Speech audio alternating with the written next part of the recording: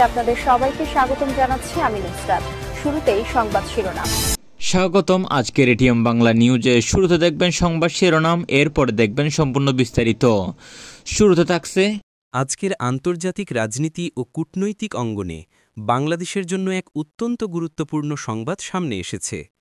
ভারতের পররাষ্ট্রমন্ত্রী সম্প্রতি স্পষ্ট করে জানিয়েছেন যে সাবেক প্রধানমন্ত্রী এবং সাবেক নিষিদ্ধ আওয়ামী লীগের সভাপতি শেখ হাসিনাকে আপাতত বাংলাদেশে হস্তান্তর করা হচ্ছে না।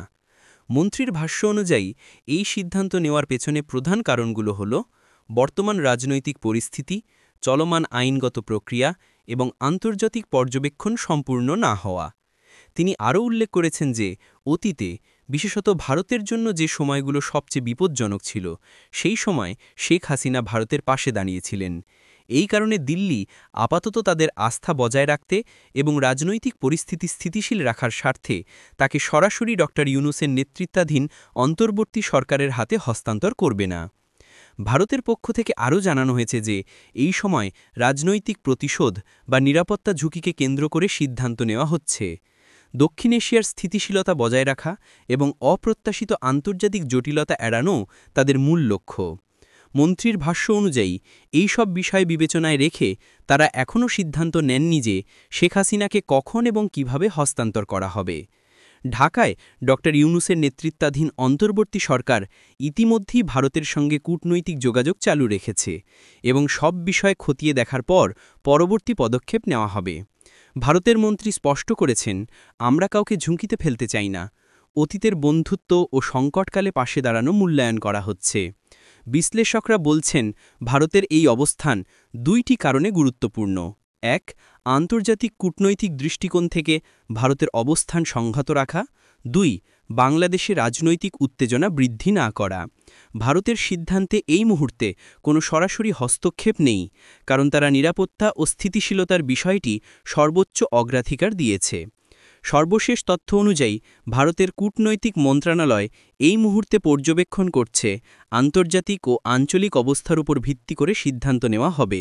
অন্যদিকে ঢাকার অন্তর্বর্তী সরকার জানিয়েছে তারা ভারতের সিদ্ধান্তকে সম্মান করছে এবং কূটনৈতিক প্রক্রিয়া অনুযায়ী সকল ব্যবস্থা গ্রহণ করবে।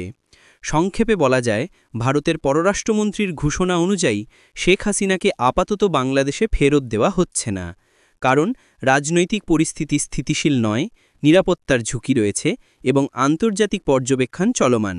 পাশাপাশি ভারতের অবস্থান স্পষ্ট, প্রতিটি পদক্ষেপ নিরাপত্তা, স্থিতিশীলতা এবং অতীতের কূটনৈতিক সম্পর্কের ভিত্তিতে হবে। এই মুহূর্তে দক্ষিণ এশিয়ার রাজনৈতিক ও কূটনৈতিক বিশ্লেষকরা বলছেন, ভারতের এই সিদ্ধান্ত বাংলাদেশ-ভারত সম্পর্কের উপর দীর্ঘমেয়াদী প্রভাব ফেলতে পারে, তবে আপাতত এটি একটি সতর্ক ও ব্যালেন্সড পদক্ষেপ হিসাবে বিবেচিত হচ্ছে।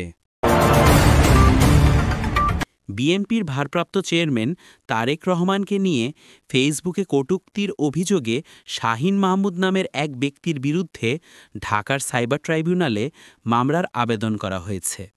আজ বুধবার জাতীয়তাবাদী আইনজীবী ফোরামের সহসাধারণ সম্পাদক ইলতুৎমিশ সওদাগর ঢাকার সাইবার ট্রাইব্যুনালের বিচারক সাইদুর রহমান গাজীর আদালতে মামলাটির আবেদন করেন। আদালতে রাষ্ট্রপক্ষের আইনজীবী রফিকুল ইসলাম প্রথম আলোকে জানান, আদালত বাদীর জবানবন্দি গ্রহণ করেছেন। আগামীকাল বৃহস্পতিবার এ বিষয়ে আদেশ হতে পারে। মামলার আবেদনের অভিযোগে বলা হয়েছে, এ বছরের ১২ নভেম্বর বিএনপির ভারপ্রাপ্ত চেয়ারম্যান তারেক রহমান দলীয় সমাবেশের ভার্চুয়াল বক্তব্যে বলেন, বর্তমান পরিস্থিতিতে গণভোটের চাইতে আলুর ন্যায্য মূল্য পাওয়া অনেক বেশি গুরুত্বপূর্ণ। শাহীন মাহমুদ ১৫ নভেম্বর তার ভেরিফাইড ফেসবুক আইডিতে তারেক রহমানের উদ্দেশ্যে পোস্ট দেন। সেখানে তিনি লেখেন, ৮৮ কোটি টাকা দিয়ে বুলেট প্রুফ গাড়ি না কিনে ওই টাকা কৃষকদের দিলে পেঁয়াজ আলুর ন্যায্য দাম পেত। অভিযোগে বলা হয়েছে, আসামি কাণ্ডজ্ঞানহীন ও মিথ্যা পোস্ট দিয়ে ভারপ্রাপ্ত চেয়ারম্যান তারেক রহমানের গৌরব, সম্মান, দেশপ্রেম, রাজনৈতিক দূরদর্শিতাকে প্রশ্নবিদ্ধ করার হীন প্রয়াসকে প্রস্ফুটিত করেছে। তারেক রহমানের রাজনৈতিক ও সামাজিক গৌরবকে কলুষিত করে আসামি উদ্দেশ্যমূলকভাবে অপরাধমূলক কর্মকাণ্ড করেছেন। আসামির দাবি করা ৮৮ কোটি টাকার বিনিময়ে কোনো বিলাসবহুল বুলেটপ্রুফ গাড়ি কেনা হয়নি। এ ধরনের বক্তব্য সামাজিক যোগাযোগ মাধ্যমে প্রকাশ করায় সাইবার সুরক্ষা অধ্যাদেশ ২০২৫-এর ২৩(২), ২৫(১), ২৭(১) এবং ২৭(২) ধারায় অপরাধ হয়েছে। যুগপৎ আন্দোলনে থাকা জামায়াতে ইসলামী সহ ৮টি দল আসন সমঝোতা করে নির্বাচনে অংশ নেওয়ার প্রস্তুতি নিচ্ছে। ৫ দফা দাবিতে আজ বুধবার ৮ দলের নতুন কর্মসূচি ঘোষণার সংবাদ সম্মেলনে এ তথ্য জানান জামায়াতে ইসলামী সহকারী সেক্রেটারি জেনারেল হামিদুর রহমান আজাদ। হামিদুর রহমান আজাদ বলেন, ৮ দল সমঝোতার ভিত্তিতে আগামী জাতীয় নির্বাচনে অংশ নেবে। অন্য দলের জন্য জোটের দরজা উন্মুক্ত রয়েছে। আগামী ফেব্রুয়ারিতে ত্রয়োদশ সংসদ নির্বাচনের ঘোষণা রয়েছে। জামায়াতসহ বিভিন্ন ইসলামী দল একসময় বিএনপির সঙ্গে জোটে থাকলেও জুলাই অভ্যুত্থানের পর আওয়ামী লীগহীন ভোটের মাঠে চিত্র বদলে গেছে। জামায়াত এবার ইসলামী দলগুলোকে নিয়ে আলাদাভাবে নির্বাচন করতে চাইছে। জামায়াতের সঙ্গে যুগপৎ আন্দোলনে থাকা দলগুলো হচ্ছে ইসলামী আন্দোলন বাংলাদেশ, বাংলাদেশ খেলাফত মজলিস, নিজামে ইসলাম পার্টি, বাংলাদেশ খেলাফত আন্দোলন, বাংলাদেশ ডেভেলপমেন্ট পার্টি ও জাতীয় গণতান্ত্রিক পার্টি। জুলাই সনদের আইনি ভিত্তি দেওয়া, দলগুলোর প্রাপ্ত ভোট সংখ্যার ভিত্তিতে সংসদের উচ্চকক্ষে আসন বণ্টন, গণভোট জাতীয় সংসদ নির্বাচনের আগে আলাদাভাবে করাসহ ৫ দাবিতে এই দলগুলো আন্দোলনে নামে। অন্তর্বর্তী সরকার এরই মধ্যে ফেব্রুয়ারিতে সংসদ নির্বাচনের সঙ্গেই গণভোট আয়োজনের সিদ্ধান্ত জানিয়েছে। একই দিনে গণভোট ও জাতীয় নির্বাচন করার সক্ষমতা সরকারের রয়েছে কিনা তা নিয়ে সংবাদ সম্মেলনে সংশয় প্রকাশ করেন জামাত নেতা আজাদ। আবার জুলাই সনদ বাস্তবায়ন আদেশে সংসদের উচ্চকক্ষ দলগুলোর প্রাপ্ত ভোটের অনুপাতে বণ্টনের কথা বলা হয়েছে। তবে নির্বাচনে সবার সমান সুযোগ নিশ্চিতের দাবি এখন সামনে আনছে জামাতসহ এই ৮ দল। পাশাপাশি গণভোটে হ্যাঁয়ের পক্ষে প্রচার চালানোর সিদ্ধান্তও নিয়েছে তারা।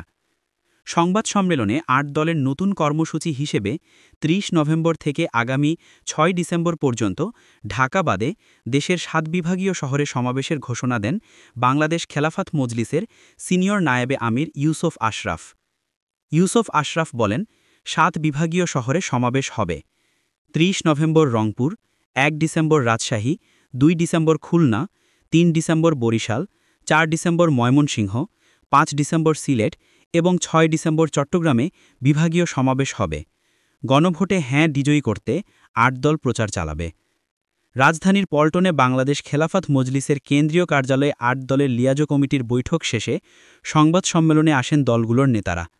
সেখানে উপস্থিত ছিলেন বাংলাদেশ খেলাফত মজলিসের মহাসচিব জালাল উদ্দিন আহমেদ, খেলাফত মজলিসের মহাসচিব আহমদ আব্দুল কাদের, সিনিয়র নায়েবে আমির সাখাওয়াত হোসাইন, যুগ্ম মহাসচিব মোহাম্মদ আব্দুল জলিল, ইসলামী আন্দোলনের যুগ্ম মহাসচিব আশরাফুল আলম, ফজলে বাড়ি মাসুদ, খেলাফত আন্দোলনের মহাসচিব ইউসুফ সাদেক হক্কানি, বাংলাদেশ খেলাফত আন্দোলনের সভাপতিমণ্ডলীর সদস্য তৌহিদুজ্জামান, বাংলাদেশ নিজামে ইসলাম পার্টির সিনিয়র নায়েবে আমির আব্দুল মাজেদ আতাহারি, মহাসচিব মুসা বিন ইজহার এবং জাতীয় গণতান্ত্রিক পার্টি জাগপার সহসভাপতি রাশেদ প্রবীণ।